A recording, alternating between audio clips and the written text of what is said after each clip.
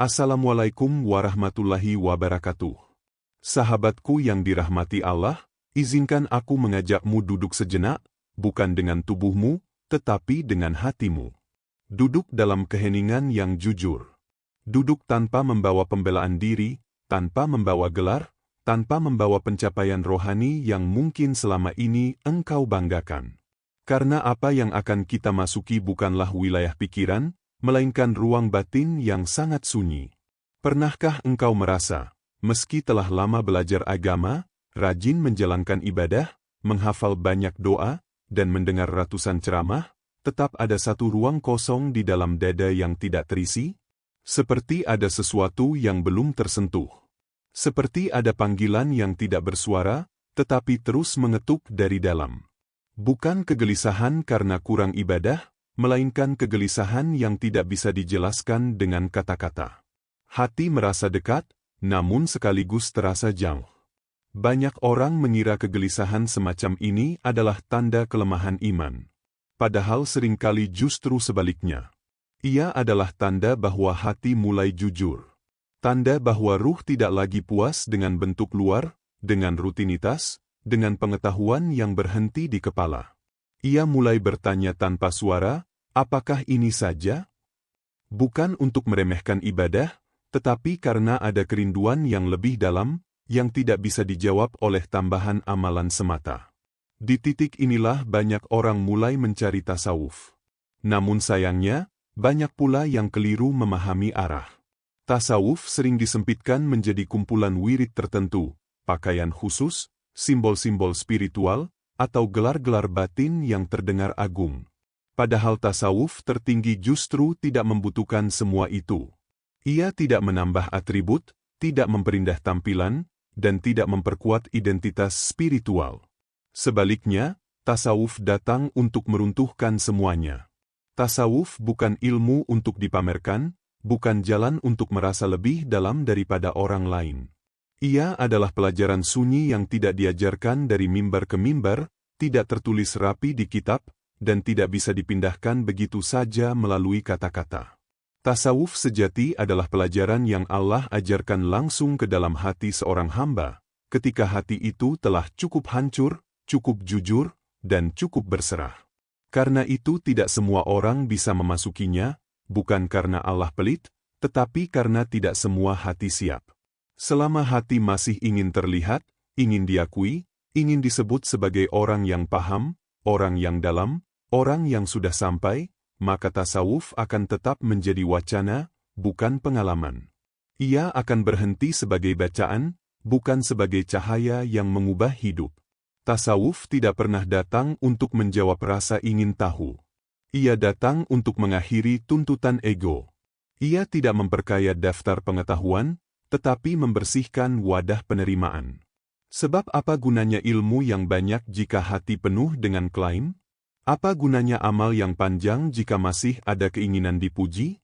Di hadapan Allah, bukan banyaknya yang menentukan, melainkan kejujuran hamba saat berdiri tanpa sandaran apapun selain Dia. Jika hatimu akhir-akhir ini gelisah tanpa sebab yang jelas, jika jiwamu merasa dipanggil tetapi tidak tahu kemana harus melangkah, bisa jadi ini bukan kebetulan. Bisa jadi Allah sedang mengetuk pintu yang lebih dalam. Pintu yang tidak terbuka oleh kecerdasan, tidak terbuka oleh kesalehan lahir, dan tidak terbuka oleh semangat beragama yang penuh kebanggaan diri. Pintu itu hanya terbuka oleh kerendahan yang tulus. Tasawuf bukan tentang menjadi seseorang, tetapi tentang berhenti merasa menjadi apa-apa. Ia bukan tentang merasa dekat, tetapi tentang menyadari betapa jauhnya diri ini jika masih membawa aku. Karena itu, tasawuf seringkali dimulai bukan dengan rasa manis, melainkan dengan kehancuran halus. Hancurnya keyakinan bahwa kita sudah tahu. Hancurnya perasaan bahwa kita sudah cukup. Hancurnya rasa aman yang selama ini disandarkan pada diri sendiri. Dan jangan takut pada kehancuran semacam ini. Karena justru di sanalah pintu dibuka. Allah tidak mengajarkan tasawuf kepada hati yang penuh, tetapi kepada hati yang retak. Retak oleh kesadaran bahwa tanpanya, kita tidak memiliki apa-apa. Bahkan tidak memiliki diri kita sendiri. Jika engkau merasa asing dengan semua ini, jangan tergesa menolak. Dengarkan sampai akhir. Biarkan kata-kata ini turun perlahan, bukan ke pikiranmu, tetapi ke dadamu. Karena tidak semua orang diizinkan memahami, dan tidak semua hati dipanggil pada waktu yang sama. Jika hari ini engkau mendengar panggilan ini, bisa jadi Allah sedang mempersiapkanmu untuk sebuah perjalanan yang tidak terlihat oleh mata, tetapi mengubah seluruh hidupmu dari dalam. Tasawuf bukan untuk diketahui, tetapi untuk diterima oleh hati yang hancur dan berserah. Jika pada bagian sebelumnya hati mulai disentuh oleh panggilan sunyi, maka di tahap ini tasawuf mulai menunjukkan wajah aslinya.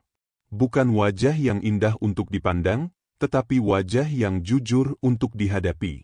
Karena setelah seseorang dipanggil, ia tidak langsung diberi ketenangan. Ia justru diajak masuk ke wilayah yang paling sulit dilepaskan, aku. Tasawuf sejati tidak pernah datang untuk membuat seseorang tampak bercahaya di mata manusia. Ia tidak datang untuk membesarkan nama, menegaskan identitas spiritual, atau mengukuhkan posisi sebagai orang yang lebih paham. Justru sebaliknya, tasawuf adalah jalan untuk menghilang. Jalan yang perlahan mengikis kebutuhan untuk dilihat, didengar, dan diakui. Bukan karena membenci diri, tetapi karena menyadari bahwa selama diri ingin tampil, cahaya Allah tidak akan pernah benar-benar tampak. Ketika seseorang mulai melangkah di jalan ini, yang pertama kali runtuh bukanlah dunia di luar dirinya, melainkan bangunan halus yang selama ini ia rawat di dalam, rasa tahu, rasa benar, dan rasa lebih. Ego tidak selalu berbentuk kesombongan yang kasar. Ia sering hadir dalam bentuk yang sangat halus. Dalam keinginan memberi nasihat, dalam semangat berbagi pengalaman rohani, bahkan dalam diam yang ingin dipuji. Tasawuf membongkar semua itu dengan cara yang tidak terlihat, tetapi sangat terasa. Di hadapan Allah, manusia tidak membawa apa-apa. Tidak ilmu, tidak amal, tidak reputasi. Namun ego selalu ingin menyelipkan sesuatu, sekecil apapun, agar tetap merasa memiliki peran. Disinilah tasawuf bekerja. Ia tidak mematikan peran lahir, tetapi meluruhkan klaim batin. Seseorang tetap beramal, tetap berbuat baik, tetap berbicara jika perlu, namun hatinya tidak lagi berdiri di depan. Ia mundur perlahan, memberi ruang agar Allah yang mengambil alih. Ilmu tasawuf tidak membuat seseorang ingin terlihat saleh, tetapi justru membuatnya rindu untuk tersembunyi. Bukan karena rendah diri yang sakit, melainkan karena kesadaran yang jernih. Ia memahami bahwa semakin ia terlihat oleh manusia, semakin besar risiko hatinya tercemar. Pujian bisa menjadi racun yang paling halus. Ia masuk tanpa disadari, memanjakan ego, lalu perlahan mematikan keikhlasan. Karena itu, bagi ahli tasawuf, tidak dikenal manusia seringkali dipahami sebagai bentuk penjagaan dari Allah. Bukan hukuman, bukan pengabaian, tetapi perlindungan. Allah menutup pintu sorotan agar hati tetap selamat. Sebab sorotan manusia seringkali lebih berbahaya daripada penderitaan. Ujian yang datang dalam bentuk pujian bisa lebih mematikan daripada ujian berupa kehilangan. Di jalan ini, seseorang belajar berdamai dengan ketidakterkenalan. Ia tidak lagi gelisah ketika namanya tidak disebut. Tidak resah ketika kebaikannya tidak diketahui. Tidak marah ketika kontribusinya tidak diakui. Justru di sanalah hatinya merasa aman. Karena ia tahu, yang benar-benar melihat bukan manusia. Dan pandangan Allah jauh lebih cukup daripada semua pengakuan dunia. Tasawuf juga mengajarkan bahwa ilmu sejati tidak membuat lisan ramai, tetapi membuat hati dalam. Orang yang benar-benar disentuh tasawuf, tidak tergesa-gesa menjelaskan pengalaman batinnya. Ia tidak sibuk menceritakan rasa, tidak merasa perlu membuktikan kedalaman spiritualnya. Ia tahu, apa yang benar-benar datang dari Allah akan bertahan meski tidak diumumkan. Bahkan seringkali, semakin suci sebuah pengalaman, semakin sulit ia diucapkan. Kata-kata memiliki batas. Sementara rasa yang Allah titipkan di hati seringkali melampaui bahasa. Di titik ini, Seseorang memilih diam bukan karena tidak tahu, tetapi karena terlalu tahu. Ia tahu bahwa kata-kata bisa mengotori rasa, dan penjelasan bisa merusak keutuhan pengalaman.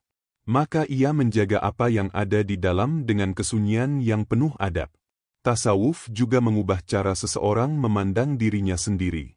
Ia tidak lagi melihat dirinya sebagai pelaku utama dalam perjalanan rohani. Ia tidak berkata dalam hatinya, "Aku yang mencari Allah," melainkan menyadari, "Aku ini sedang ditarik oleh Allah." Kesadaran ini melahirkan kerendahan yang sangat dalam. Jika ada kebaikan, ia kembalikan kepada Allah. Jika ada kekurangan, ia terima sebagai pelajaran, bukan sebagai drama. Inilah makna menghilang yang sejati. Bukan menghilang secara fisik, bukan menjauh dari kehidupan, tetapi lenyapnya klaim atas diri. Aku tidak lagi berdiri di depan, tidak lagi menuntut peran utama. Ia berada di belakang, membiarkan rahmat lewat tanpa merasa memiliki. Dan di sanalah seseorang menemukan ketenangan yang tidak bergantung pada keadaan. Ia tidak lagi sibuk menjaga citra, tidak lagi reaktif terhadap pujian dan celaan. Hatinya tenang ketika tidak dikenal, bahkan ketika dilupakan. Karena ia telah menemukan satu kebenaran yang sunyi namun membebaskan. Semakin seseorang terlihat, semakin cahaya Tuhan tertutup. Dan semakin ia menghilang, semakin Allah hadir memenuhi hati. Setelah ego mulai dilunakkan dan keinginan untuk terlihat perlahan mereda, tasawuf membawa seorang hamba pada tahap yang lebih dalam dan lebih sunyi, pembersihan hati. Inilah fase yang sering disalahpahami. Banyak orang mengira bahwa semakin dekat kepada Allah, hidup akan terasa semakin ringan dan batin semakin nyaman. Padahal sebelum cahaya benar-benar menetap, Allah seringkali terlebih dahulu membersihkan wadahnya. Tasawuf mengajarkan satu kebenaran yang sangat mendasar namun jarang disadari. Ilmu tanpa pembersihan hati bukanlah cahaya, melainkan hijab. Ilmu yang masuk ke hati yang kotor tidak akan menerangi, justru mempertebal kegelapan dengan cara yang halus. Ia memberi rasa tahu tanpa tunduk, rasa paham tanpa adab, dan rasa benar tanpa kejujuran. Seperti air jernih yang dituangkan ke dalam bejana berlumpur, yang sampai bukan kejernihan, melainkan kekeruhan. Karena itu, sebelum Allah menambah pengetahuan, seringkali Dia justru mengurangi. Mengurangi rasa bangga, mengurangi keyakinan diri, bahkan mengurangi kenikmatan beribadah. Bukan karena Allah menjauh, tetapi karena Dia sedang membersihkan tempat tinggalnya di dalam hati. Proses ini jarang terasa nyaman. Bahkan seringkali terasa menyakitkan. Pembersihan hati dimulai ketika tabir-tabir batin dibuka satu persatu. Hal-hal yang selama ini tersembunyi mulai muncul ke permukaan. Kesombongan halus yang tidak pernah diakui. Rasa paling benar yang dibungkus dalih agama. Cinta pujian yang disamarkan sebagai dakwah. Keinginan dihormati yang tersembunyi di balik kesalehan. Semua itu tidak muncul untuk menjatuhkan, tetapi untuk disadari dan dilepaskan. Di fase ini, seseorang sering merasa imannya menurun. Ibadah terasa kering. Hati terasa sempit. Doa seakan tidak menembus langit. Banyak yang menyangka ini tanda kemunduran, lalu tergesa mencari pelarian, menambah amalan, mengganti metode, mencari guru baru. Padahal yang terjadi bukan cahaya yang pergi, melainkan kotoran yang sedang diangkat ke permukaan. Seperti air yang diaduk, kekeruhan memang terlihat sebelum mengendap dan jernih kembali. Allah tidak membersihkan untuk menghukum, tetapi agar hati cukup lapang dan jujur untuk menerima kebenaran tanpa perlawanan ego. Tasawuf memandang bahwa satu titik keikhlasan jauh lebih berharga daripada 1000 konsep yang dihafal. Sebab ilmu sejati tidak berhenti di akal, tetapi berdiam di hati dan mengubah sikap hidup. Ilmu yang benar akan melahirkan adab sebelum melahirkan pendapat, melahirkan ketundukan sebelum melahirkan penjelasan. Ketika hati mulai bersih, sesuatu yang halus terjadi. Seseorang tidak lagi tergesa memberi nasihat. Tidak mudah merasa paling paham. Tidak gelisah ketika pendapatnya tidak diterima. Ia sadar bahwa kebenaran tidak perlu dibela dengan emosi, dan ilmu tidak perlu diteriakkan agar diakui. Hati yang bersih membuat seseorang nyaman berada di posisi hamba, bukan guru, bukan ahli, bukan pusat perhatian. Sebaliknya, hati yang belum dibersihkan akan menggunakan ilmu sebagai alat pembenaran diri. Ilmu menjadi senjata untuk menghakimi, tameng untuk melindungi ego, dan hiasan untuk merasa lebih tinggi dari orang lain. Di titik ini, ilmu justru menjadi penghalang paling berbahaya. Ia tampak seperti cahaya, tetapi sebenarnya menutup cahaya yang lebih dalam. Tasawuf mengajarkan kerendahan yang sangat sunyi. Semakin bersih hati seseorang, semakin ia merasa sedikit tahu. Bukan karena bodoh, tetapi karena sadar betapa luasnya kebenaran Allah dan betapa sempitnya pemahaman manusia. Ia tidak lagi sibuk menilai siapa yang lebih benar atau siapa yang lebih dalam. Fokusnya bergeser dari mengoreksi orang lain menuju menjaga kebersihan hatinya sendiri. Pembersihan hati juga mengajarkan kejujuran yang jarang dimiliki. Kejujuran untuk mengakui niat yang tercampur. Kejujuran untuk menerima bahwa belum semua amal dilakukan karena Allah. Kejujuran untuk berkata dalam hati, aku masih belajar menjadi hamba. Dan justru dari kejujuran inilah cahaya mulai turun. Bukan sebagai ledakan spiritual, tetapi sebagai ketenangan yang stabil dan lembut. Pada akhirnya, tasawuf menuntun seseorang pada satu kesadaran yang membebaskan. Allah tidak pertama-tama melihat seberapa banyak ilmu di kepala, tetapi seberapa bersih dan jujur hati di dada. Ketika hati dibersihkan, ilmu akan datang dengan sendirinya. Bukan sebagai beban, bukan sebagai kebanggaan, tetapi sebagai cahaya yang menuntun langkah tanpa banyak suara. Dan di titik inilah seseorang memahami sebuah rahasia besar. Bukan kurangnya ilmu yang menjauhkan dari Allah, melainkan hati yang belum siap menerimanya. Ketika hati telah bersih, sedikit ilmu saja cukup untuk menundukkan seluruh hidup kepadanya. Hati yang bersih cukup dengan sedikit ilmu untuk tunduk sepenuhnya. Setelah hati dibersihkan dan kejujuran batin mulai tumbuh, tasawuf membawa seorang hamba memasuki wilayah yang hampir tak bisa dijelaskan dengan kata-kata, diam. Bukan diam karena tidak tahu harus berkata apa, tetapi diam karena hati telah menemukan sesuatu yang lebih dalam daripada bahasa.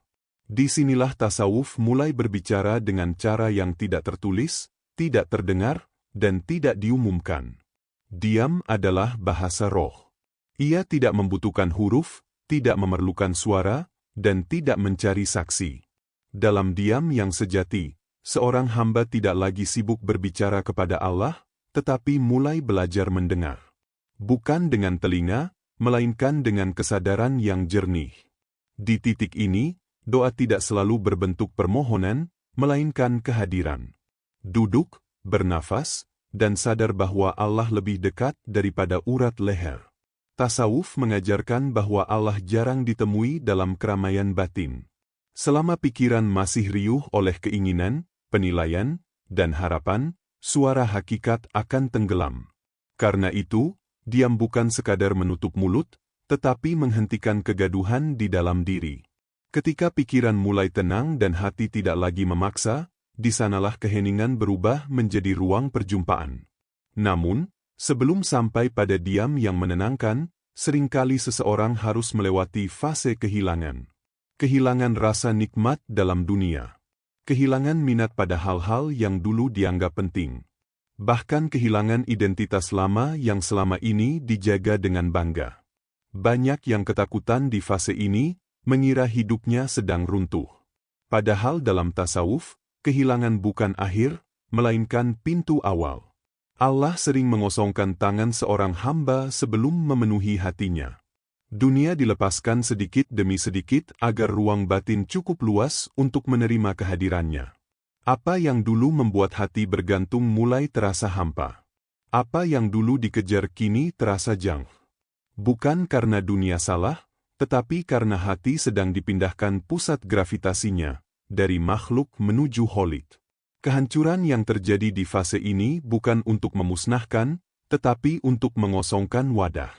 Seperti bejana yang penuh debu, ia harus dikosongkan dan dicuci sebelum diisi air jernih. Dalam kehancuran inilah seseorang belajar pasrah tanpa drama. Ia tidak lagi bertanya, "Mengapa ini terjadi padaku?"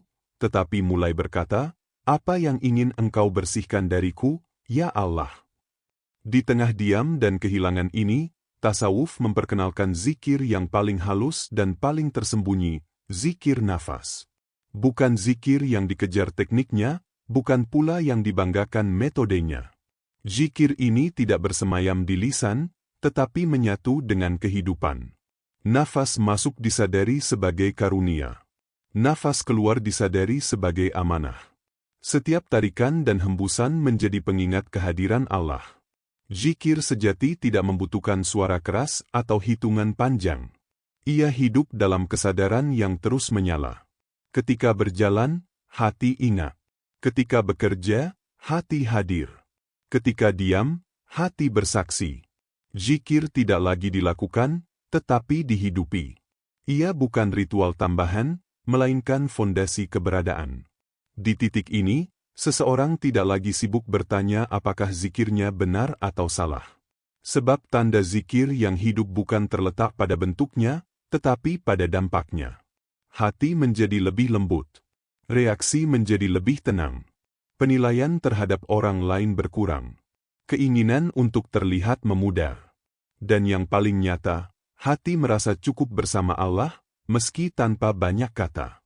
Tasawuf sangat menjaga wilayah ini dari pamer dan pengumuman. Sebab apa yang hakiki akan rusak ketika diumumkan sebelum matang. Zikir nafas tidak untuk diperdebatkan, tidak untuk dipertontonkan, dan tidak untuk dijadikan identitas.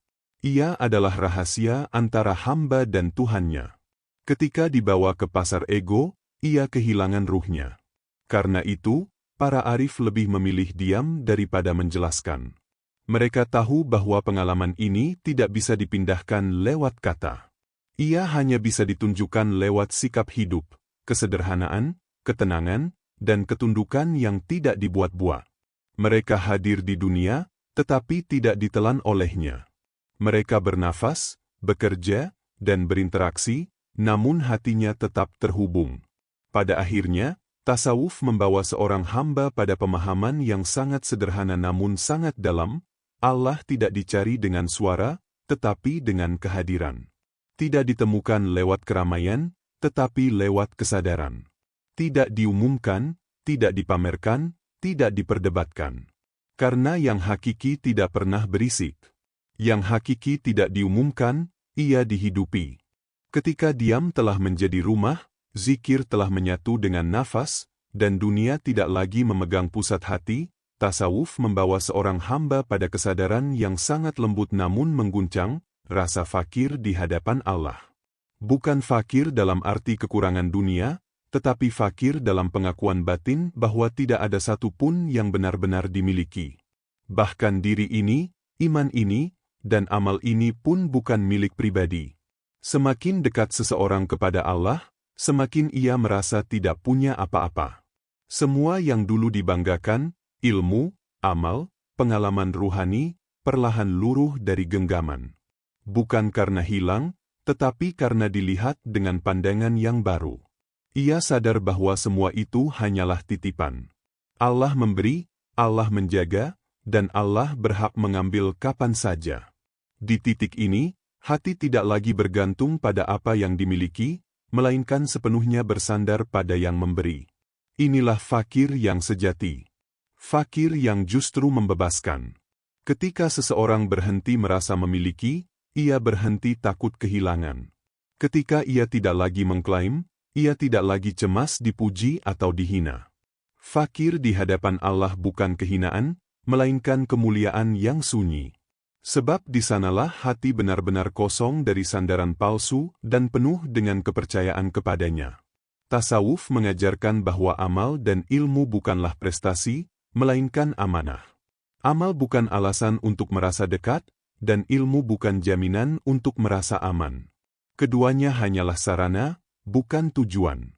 Ketika amal dilakukan dengan perasaan, "Aku sudah," maka disitulah ia kehilangan ruhnya. Sebaliknya, amal yang lahir dari rasa fakir selalu disertai rasa takut tidak diterima dan harap akan rahmat Allah. Di fase ini pula, Ujian mulai dipahami dengan bahasa yang berbeda. Bukan lagi sebagai hukuman, bukan sebagai tanda murka, tetapi sebagai bahasa cinta Allah. Ujian datang bukan untuk menjauhkan, melainkan untuk meluruskan arah sandaran hati. Ketika hati mulai condong pada selainnya, Allah menyempitkan jalan agar hamba kembali menoleh. Penyempitan hidup, baik dalam rezeki, hubungan, kesehatan, atau kenyamanan batin, seringkali terasa berat. Namun bagi hati yang telah belajar fakir, penyempitan bukan ancaman, melainkan pesan. Pesan bahwa Allah ingin menjadi satu-satunya tempat bergantung. Pesan bahwa cinta sejati tidak dibagi, dan kehadirannya tidak ingin diduakan oleh rasa aman palsu dari dunia. Banyak orang sanggup menyebut nama Allah dalam kesulitan, tetapi lupa kepadanya dalam kelapangan. Karena itu, tasawuf memandang kelapangan tanpa kehadiran Allah sebagai bahaya yang lebih besar daripada kesempitan yang mendekatkan. Kelapangan bisa membuat hati lalai, sementara kesempitan memaksa hati jujur. Dalam sempit, topeng runtuh. Dalam sempit, doa menjadi sungguh. Dalam sempit, sandaran diuji. Hamba yang telah mengenal fakir tidak lagi mengukur cinta Allah dari banyaknya nikmat, tetapi dari seberapa dekat hatinya kepadanya. Ia tidak bertanya, mengapa hidupku sempit, tetapi bertanya, apakah hatiku masih lurus menghadap MU? Ia tidak lagi menawar ujian, melainkan meminta kekuatan untuk tetap hadir dan tidak berpaling. Di titik ini, cinta kepada Allah dimurnikan. Bukan cinta karena diberi, tetapi cinta karena Dia adalah Allah.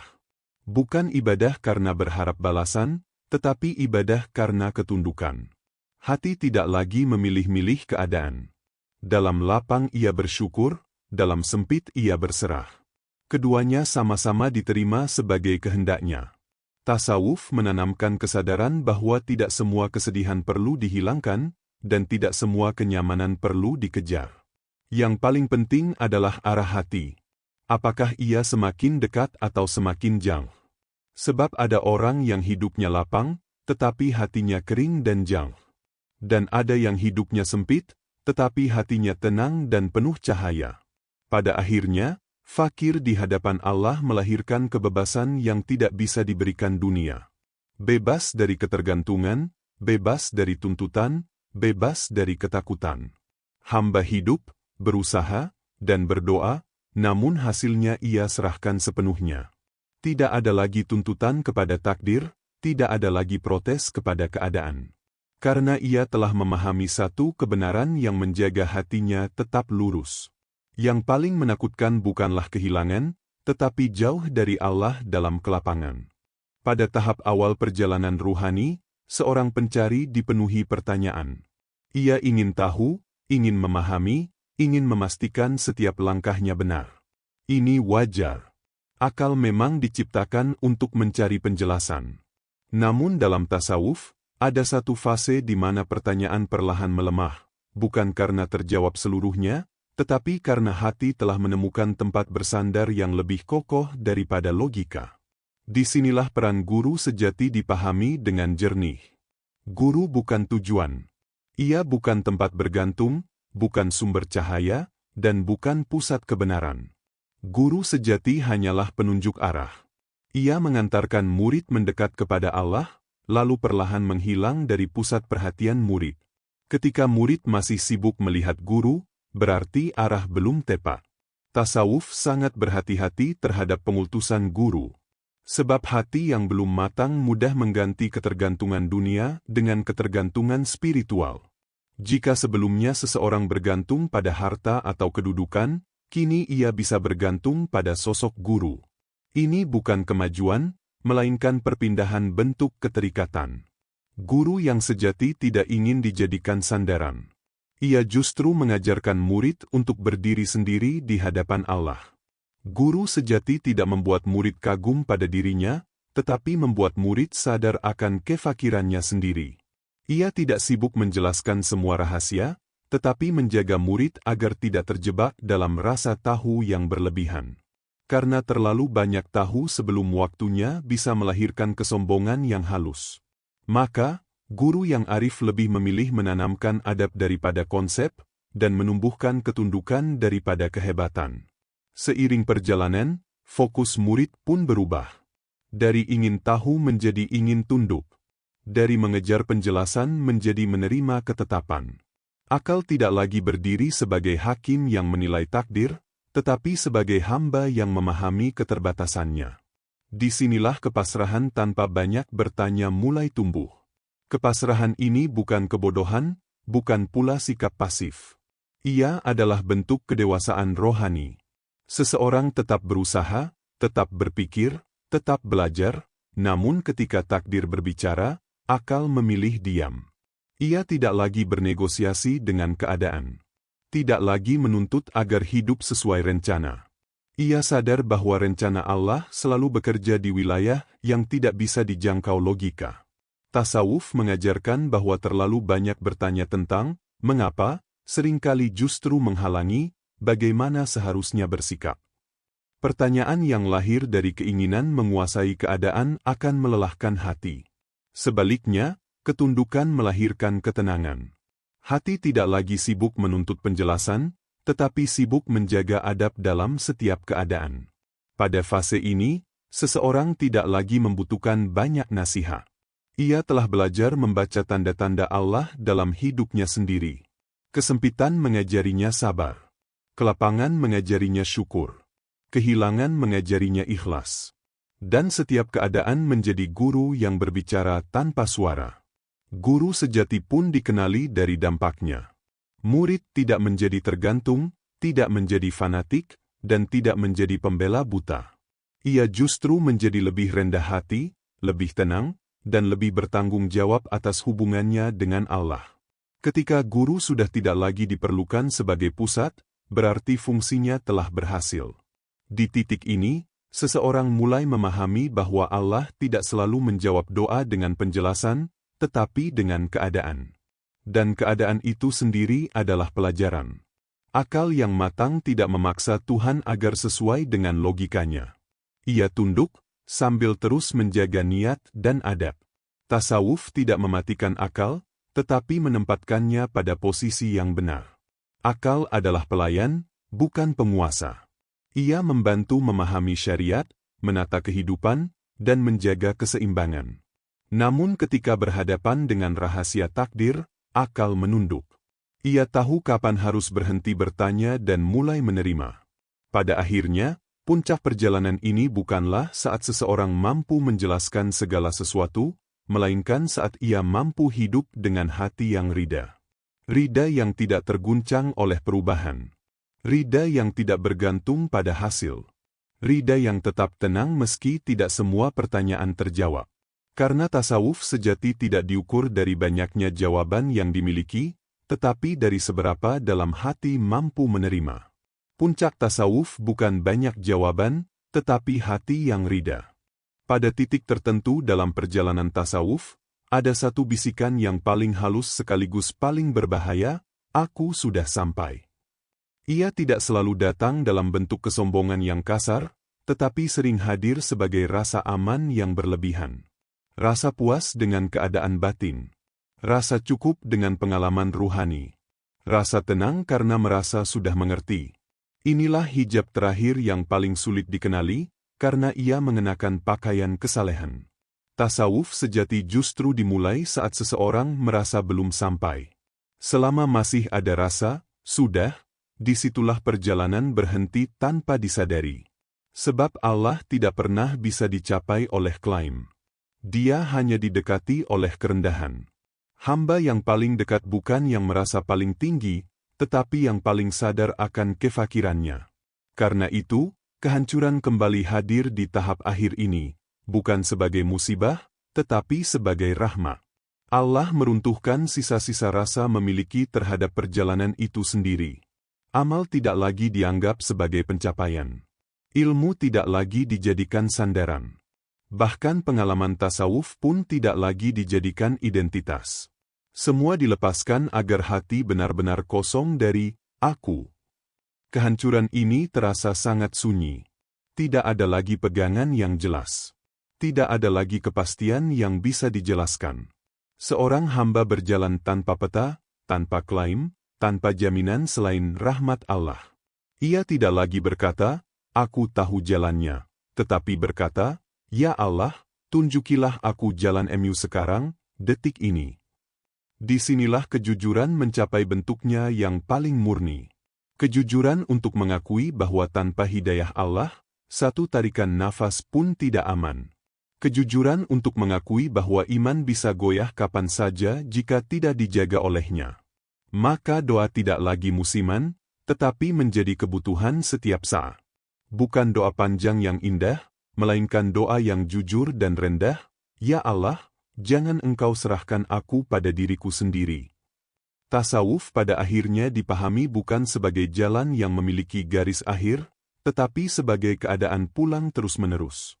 Pulang dari ego, pulang dari klaim, pulang dari rasa tahu, pulang dari ketergantungan selain Allah. Setiap hari adalah kembali, bukan tiba. Setiap nafas adalah pengakuan bahwa tanpanya, hamba tidak memiliki apa-apa. Orang yang benar-benar menempuh tasawuf tidak lagi sibuk mengukur dirinya. Ia tidak bertanya, "Aku sudah sejauh apa?" Ia hanya bertanya, "Apakah hatiku hari ini masih menghadap Allah?" Ia tidak membandingkan dirinya dengan orang lain, karena ia sadar bahwa setiap hamba dipanggil dengan cara yang berbeda. Yang dijaga bukan posisi, tetapi arah. Pada fase ini, hidup menjadi sangat sederhana. Tidak banyak tuntutan kepada dunia. Tidak banyak ekspektasi kepada manusia. Yang dijaga hanya satu, hubungan dengan Allah tetap jujur dan hidup. Jika jatuh, ia kembali. Jika lalai, ia mengaku. Jika diberi, ia bersyukur. Jika diambil, ia berserah. Tidak ada drama ruhani, tidak ada pamer kesadaran. Tasawuf pun kembali ke titik paling awal, menjadi hamba. Bukan wali, bukan ahli, bukan siapa-siapa. Hanya hamba yang membutuhkan Tuhannya. Semua kebenaran dikembalikan kepada Allah. Semua pemahaman disadari sebagai anugerah, bukan hasil kecerdasan. Semua kebaikan diakui sebagai rahmat, bukan prestasi. Dan di titik inilah perjalanan menjadi tenang. Bukan karena masalah hilang, tetapi karena sandaran telah lurus. Bukan karena dunia menjadi mudah, tetapi karena hati tidak lagi menuntut dunia untuk memberi rasa aman. Aman sudah ditemukan, bukan di luar, tetapi dalam berserah. Tasawuf tidak menjadikan seseorang merasa istimewa. Justru ia membuat seseorang merasa kecil, namun dicintai. Lemah, namun dijaga. Tidak tahu apa-apa, namun dipimpin. Dan itulah kemuliaan yang paling sunyi. Akhir dari semua pembahasan ini bukanlah kesimpulan ilmu, melainkan doa. Doa agar hati tidak tertipu oleh rasa sudah sampai. Doa agar Allah terus membimbing tanpa henti. Doa agar setiap nafas berakhir dalam keadaan berserah. Ya Allah, jika semua ini benar, maka ia datang dari MU. Jika ada kekeliruan, maka ia berasal dari keterbatasan kami. Jangan Engkau jadikan ilmu sebagai hijab. Jangan Engkau jadikan amal sebagai penghalang. Dan jangan Engkau biarkan aku berdiri di antara kami dan Engkau. Karena kami tidak ingin sampai. Kami hanya ingin pulang kepada MU. Tasawuf dimulai ketika aku runtuh dan Allah menjadi satu-satunya sandaran. Wassalamualaikum warahmatullahi wabarakatuh.